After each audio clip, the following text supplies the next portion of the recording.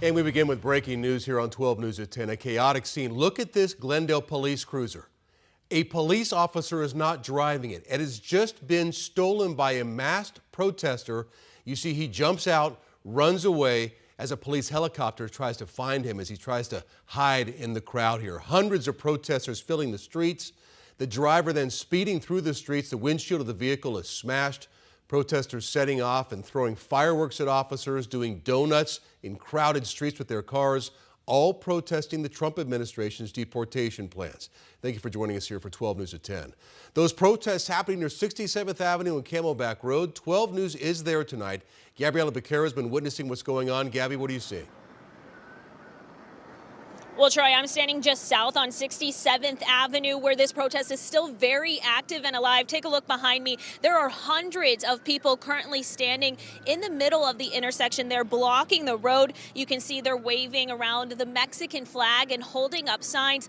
Not really active right now, but on and off every few minutes or so. We've seen some street racing, some people doing donuts, and that's what that smoke in the air over the intersection is. But again, take another look at that video. My photographer and I were standing on the corner just after 8:30 when a man apparently smashed the windshield and overtook that Glendale police car. We watched him drive it into the middle of the intersection at a high rate of speed before running off into the crowd. And just before that, protesters were walking toward officers in riot gear and at times throwing stuff, including fireworks at the officers. Glendale police did come over the intercom several times telling people to back away from those officers and to get out of the street. Now, Glendale and Phoenix police have this intersection closed down and the roads closed in both directions. We've asked Glendale police for an update on any arrests or injuries, especially including that demonstrator who maybe stole that police car, and we'll keep you updated with what we learned from them.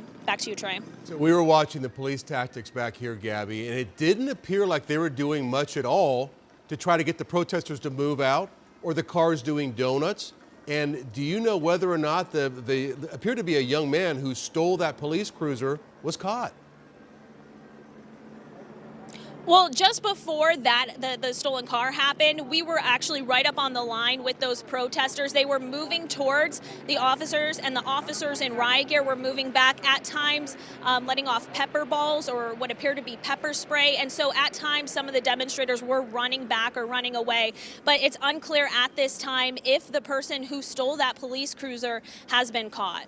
And also, it looks like it's still a very active scene behind you. We're talking now about several hours of this protest going on behind you, correct?